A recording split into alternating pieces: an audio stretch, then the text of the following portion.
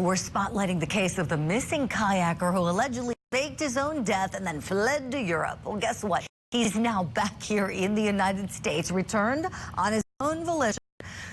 Now, the Wisconsin father is in police custody. His name is Ryan Borgwardt, taken in by officials on Tuesday. Now, police contacted him in November, apparently, after he was reported missing from that kayak back in August. Is he cooperating, you guys? Have you been able to speak with him in person? He's cooperated with us. Came back to the United States. Do you know if he's had any time with his wife and kids since the last time we spoke here? That I can't release. What were those conversations with Mr. Borgwardt that made him change his mind? That's going to be up to him one day. But we're not going to do that. But it was one thing that worked in favor. We brought a dad back on his own accord. Is he coming back to an angry family? That's a burning question. He is criminally charged with obstructing justice because there was an intense leg search going on, and they said he's obstructed by staging this phone tragedy, that he made it look like the kayak overturned. But he didn't, and he reportedly was off in Uzbekistan with a woman that he had interest in. So now here's what's going on. He entered his not guilty plea.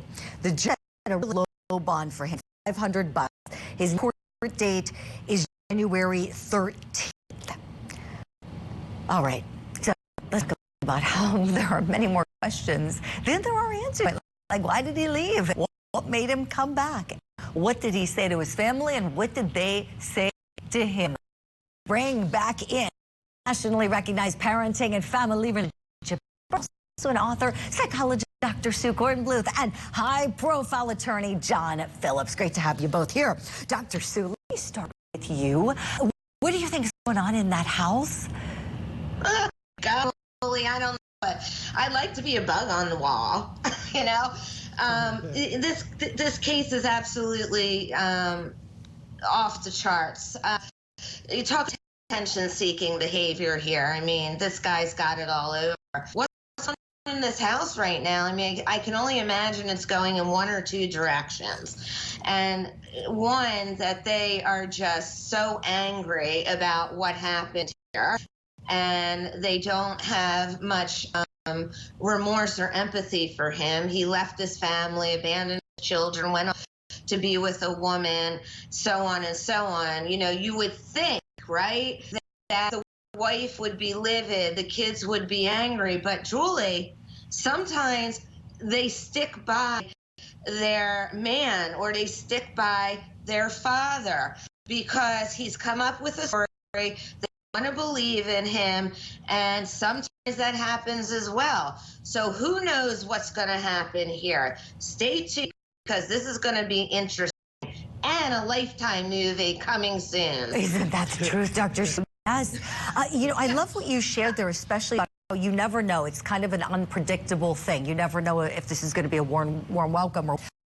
I want to ask you, please, Dr. Sue, about the trauma, because I feel so bad for this family. You and John do as well. You know, the wife, the children.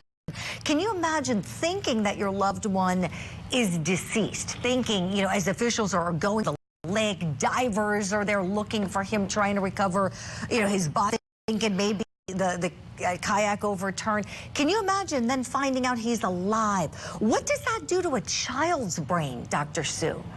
It shakes it up, right? I mean, you're on a roller coaster with anxiety, fear, and then, oh my God, he's been rescued. So, you know, look, I think what's going to come out in the long run for these kids is issues with abandonment and trust, and all these kinds of issues that come when you have a trauma like this. Betrayal, on, which affects relationships later in life. You know, our parents are the people that we're supposed to trust the most. And this is such a breach of trust and betrayal for a child. The healing for his children because of this trauma is going to take a long time. So to me, not sure what was going on, but it seems like the person he was thinking about was himself. I love that analysis, Dr. Thank you for that. Our hearts go out to the children as they heal. Absolutely. This guy is going to keep going through the legal process, as now he's become a criminal defendant. And get this, John Phillips, get your note ready. He apparently told the judge he wants to represent himself in court as the case proceeds. What do you think about that? I think he should hire Kim Kardashian to be his attorney. Now, here's the thing. People who only see this segment, you know, later on as these things are going to think I'm out of my mind. No, the courties know. Got your back, John. We're referring Phillips. back. We know. But, Yep. you know, representing yourself pro se is always a bad idea. You know, one point I wanted to make here, and you didn't ask the question, is I saw that he was extradited from Georgia, and I was like, that seems like a place that wouldn't have a relationship with the United States. And apparently the State Department renegotiated in 2023, and we have a rich history with Georgia of 30 years of extradition. So, like, of all the places, he finds this kind of lesser known country that you would think wouldn't have such a great extradition relationship, and off he's back in Wisconsin. Now I know that he came back voluntarily, but he was coming back either way. Sure. Oh, that's interesting, John. That's fascinating. So tell me, do you think he's going to make this even worse for himself if he does go pro se, and if he does want to fight this in some way? What would you tell him if you could counsel him, John? Don't do that. Sorry, was that for me? Yeah, it was for you, John. Oh, I'm sorry if you both couldn't hear me. Yes, it was for John. I apologize. Yes. Oh, I thought you said Sue. Oh, I'm sorry, Dr. Sue. Yeah, no, sometimes the signal can be funny. Yes, John, I was wondering, like, how would you counsel him if this guy's saying, yeah, I really want to go pro se? You know, don't do that. One, you know, we know that this is the criminal case. This decides whether he's going to be in jail.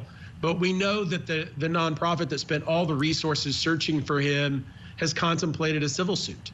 And so, you know, there's other things that his statements he could make in court, issues that he presents could wind up hurting his entire family some more with civil liability. So, you know, if you don't want to spend the rest of a long time, I don't know if this is a life case, but, you know, a long time in jail, and you don't want to, you know, further harm your family, hire a lawyer, shut up, and get past this. Exactly. And John, I love that point, because he's in criminal court, definitely, probably going to be in civil court too, as you just shared, you know, all of that restitution for the money the county spent looking for him. And then, Dr. Is he going to family court potentially with his wife? Your thoughts on where she may stand in all this? Yeah, so, you know, that's a great point that you just brought up. And by the way, maybe Kimmy K can represent him. I just wanted to get that in, you know, because it'd be better than him representing himself. But anyway, yeah, I mean, they're going to probably have to go into family court, which is, you know, going to become a mess. We know what happens in family court, right? It's two people being pit against each other, and custody may be decided. You know, it breaks my heart because the children are the ones that are innocently dragged through this, as is his wife, because of his selfish motives for himself. And I hope that the court provides this family with the help that they need, because they're all going to need healing. Isn't that the truth? So beautifully said. We have to leave it there for now. We're going to continue our coverage of this. Dr. Sue Kornbluth, attorney John Phillips, always a pleasure to have you both on the show. Thank you for such fun segments this morning, and such valuable insight as well as we proceed through these cases. Here's what we're going to do. We're going to hit a break.